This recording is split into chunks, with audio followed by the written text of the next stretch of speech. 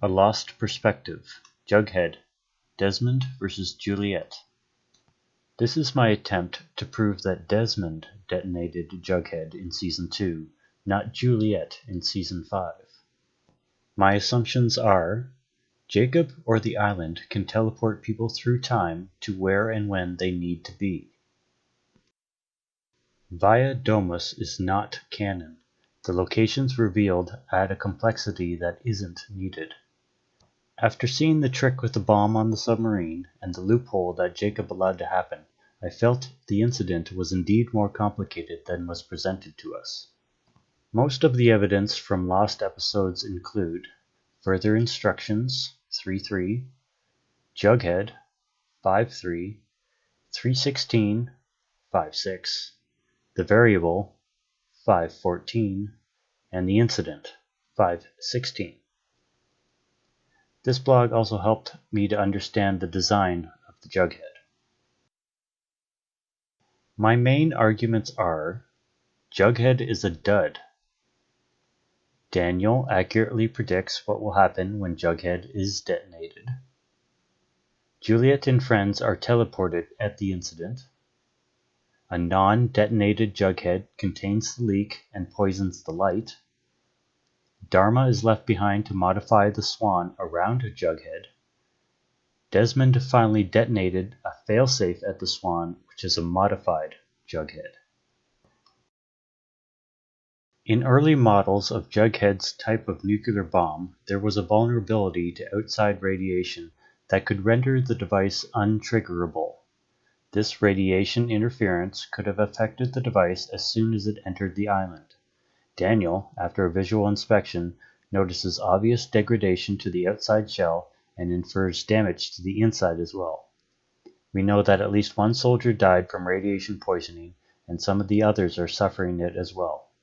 Daniel's best answer to this is to seal it with lead and bury the bomb. This isn't a real solution, just a way to mitigate the effects of the bomb for a time, and it seems to work. Jughead is designed as a bomb within a booster bomb. The larger shell that Daniel discovers damaged is called the Swan by the engineers who actually designed it. Saeed removes a smaller part called a flute, which is used as a trigger, but is still a sizable bomb on its own. Saeed tries to modify the bomb, which is then carried and dropped over the Swan hatch, where it doesn't detonate. Juliet strikes the bomb repeatedly, and it still doesn't detonate, until a white flash clears the screen. Up until the screen fades to white, there is no evidence that this bomb is working. In The Variable, Daniel presents a plan to use Jughead to alter the flow of time. He knows that Radzinski is going to drill into the light and cause a catastrophe, but wants to negate that leak and prevent the button and 815 from crashing. He wants to use Jughead's flute bomb to destroy the light at this location. John, in Further Instructions, observes that the swan hatch imploded, which is apparently a very good way to cauterize a light source. There is no more button, no more light, no more swan or Jughead. Everything was negated, just like Daniel hoped for back in Dharma times. Throughout Season 4, we see many flashes of light. They all happen when either the island and everyone on it travels through time, or our losties travel through time while on the island. We also see the flashes when Ben and John turn the wheel and when Najira 316 arrives. Now Juliet and her friends try really hard to crack that bomb. Saeed tries to modify it to detonate on impact, then they all risk their lives getting it out of Dharma and into the hole at the Swan. Jughead does get dropped, and everyone just waits. The leak now affected by Jughead gets contained and localized at the Swan site. Metal objects are attracted and Juliet gets drawn into the hole, towards Jughead. After her desperate attempts to detonate Jughead again and again, finally the screen jumps to white. There is a loud sound just as the screen goes white, which is a big argument for Juliet detonating the bomb. Considering where Juliet ends up, she might have heard many things. Kate's hearing is also affected by the incident. After Daniel's visit and vanishing, the others sealed and buried Jughead in tunnels underneath the area where Dharma would build their barracks. During these Dharma days, living just above a damaged nuke, Ethan was born healthy, and those people lived well for many years. Once Jughead gets positioned above the leak that Brzezinski caused, the leak was both contained and poisoned. Remember Jacob's mother called the light the source of life, and it was now getting bandaged up by a nuclear bomb. It was the incident that started the fertility problems and led to Ben as leader trying so hard to fix that problem. Perhaps because he wanted a family of his own, which brought Juliet to the island. Juliet was a possible solution to both of Ben's problems, but he gets her involved in the very problem that she helps to cause. Ethan might have been the last child successfully conceived on the island until Ji-yeon, which probably means that Sun was no longer in danger from her pregnancy once Desmond turns the failsafe key.